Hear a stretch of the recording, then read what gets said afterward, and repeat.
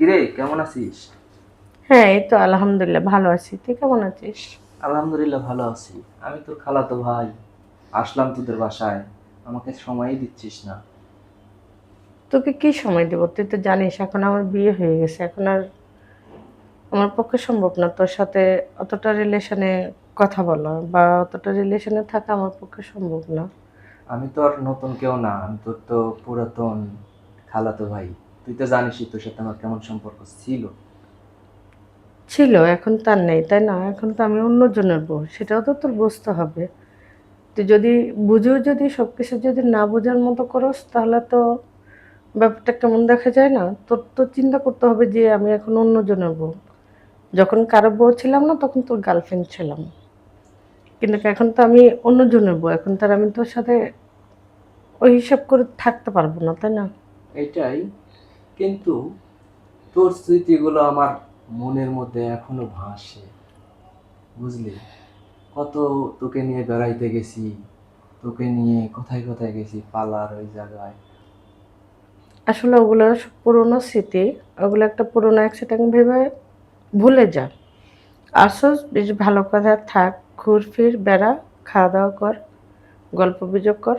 ওসব পুরোনো স্মৃতির মধ্যে না যাওয়াটাই ভালো। এ তোর হাজবেন্ড কেমন আছে রে? কোথায় থাকে, কি করে? আলহামদুলিল্লাহ সে অনেকটা ভালো, অনেক ভালোবাসে আমাকে।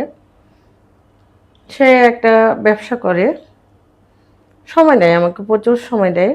অনেকটা ভালোবাসে সে আমাকে, অনেক কেয়ার করে সে আমার প্রতি। সময় কি শুধু দিনেই দেয়, না রাতেও ঠিকঠাক মতো দেয়? সব দিকেই। যেহেতু নতুন বিয়ে করছে, এমন তো না যে পুরনো, যে মাঝে মধ্যে সময় দিবে। যেহেতু আমরা নতুন হাজব্যান্ড ওয়াইফ, তাহলে বুঝতেই তো পারতেছিস নতুন স্বামী স্ত্রীর মধ্যে ভালোবাসাটা কেমন থাকে। আমাকে তাহলে ভুলেই গেলি? সেটা তো ভাগ্যের দোষ, সেটা তো আর আমার দোষ না। তুই তো পারলি না ধরে রাখতে, দোষটা কি আমার? আমি তো তোকে ধরেই রাখতে চাইছিলাম, কিন্তু তুই তো থাকলি না। তোকে আমি কি দেইনি বল? সুখ, শান্তি, সব কিছু দিছি, তারপরে তুই ছেড়ে চলে আসলি কেন? সেরকম যদি ভালোবাসতি তাহলে তো অন্য কোনো কারো বউ হতে দিতি না, তাই না? নিজেই বিয়ে করে নিজের পাশেই রাখতি। তুই তো মনে হচ্ছে যে এখন আমার সাথে জাস্ট টাইম পাস করছিস। নাহলে তো অন্যজন আমাকে বিয়ে করে নিয়ে যাবে তোর চোখের সামনে দিয়ে, সেরকমটা তো হতে পারে না।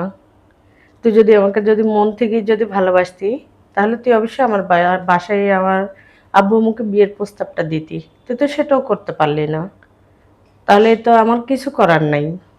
সেটা ভাগ্যের দোষ। যাই হোক, শোন, ইচ্ছা করলে কিন্তু তুই আর আমি আগের মতো আবারও হয়ে যেতে পারি, তুই চাইলে।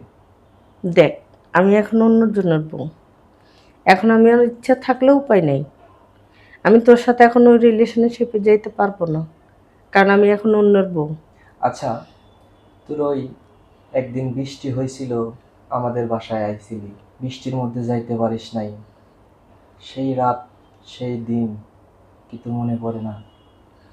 মনে করে কি করব? মনে করলেই তো দুঃখটা বেশি মনে পড়ে, তাই না? আজকে হয়তো তোর বুকে থাকতাম, আর আজকে তো তোর বুক ছাড়া অন্যজনের বুকে থাকি, তাই না? চল না আর একবার ট্রাই করে দেখি না? সেটা এখন আর আমার পক্ষে সম্ভব হবে না, কারণ আমি চাই না, আমার স্বামীকে আমি ধোঁকা দিতে চাই না। আরে এখানে ধোকা দেওয়ার তো কিছু না, তুই তো আমার অবশ্যই ছিলি। তোর ছিলাম, বাট এখন আর তোর নাই, এখন আমি আরেকজনের। সব ঠিক আছে, দেখ তুই চাইলে কিন্তু পারিস। আমি অনেক কষ্টে আছি, আর তোর ওই স্মৃতিগুলো আমি এখনো ভুলতে পারি নাই। আমার স্মৃতিগুলো ভুলে যা, বিয়ে কর, সংসার কর, নতুন করে জীবন কর, যেমনটা আমি করতেছি। হ্যাঁ, একটু কষ্ট লাগে, মনে পড়ে যখন ও আমার কাছে আসে, আমাকে ভালোবাসে, তখন তোর কথা আমার খুবই মনে পড়ে। কিন্তু মনে করেও তো কোনো লাভ নেই, আছে শুধু শুধু কষ্টটাই বাড়ে। তার চেয়ে বরং ভুলে যাওয়াটাই ভালো। আচ্ছা, তোর স্বামী কি আমার থেকে দেখতে শুনতে অনেক স্মার্ট, অনেক, আমার থেকে কৃষি পুরুষ?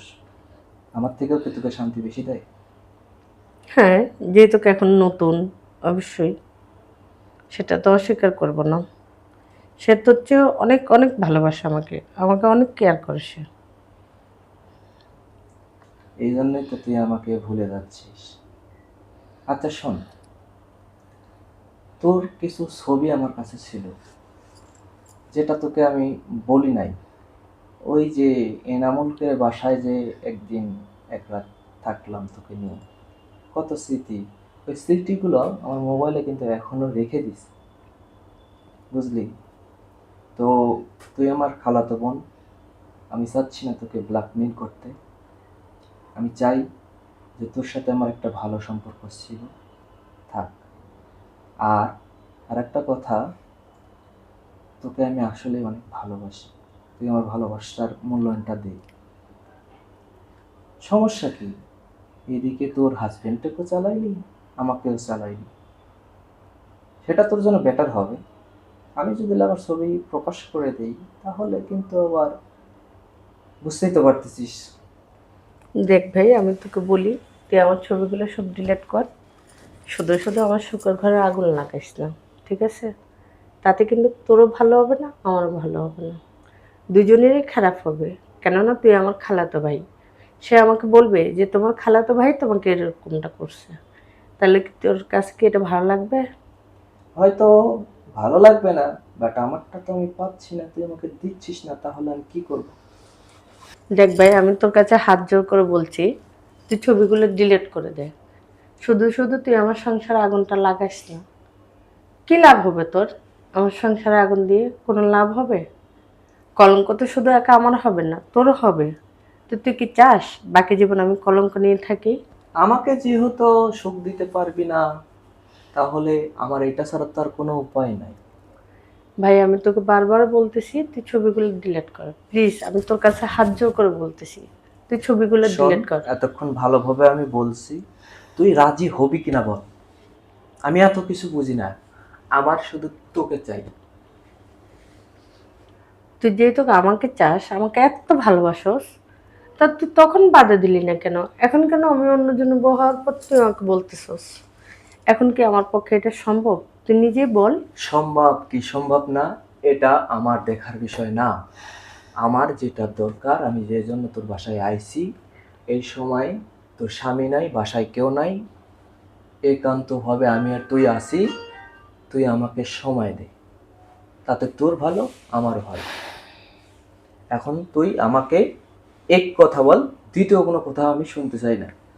এখন কিন্তু অনলাইনের যুগ, ফেসবুকের যুগ, তুই বুঝতেই পারতাছিস, যে কোনো মুহূর্তে আমি আপলোড দিয়ে দেবো, 5 মিনিট লাগবে তোর সংসার ভেঙে দিতে। তারপরে কিন্তু তুই আমাদের এলাকায় যাবি, ওখানেও মুখ দেখাতে পারবি না, কিচ্ছু করতে পারবি না। বিষয়টা মাথায় খাটা, বুঝে কি হতে পারে তোর।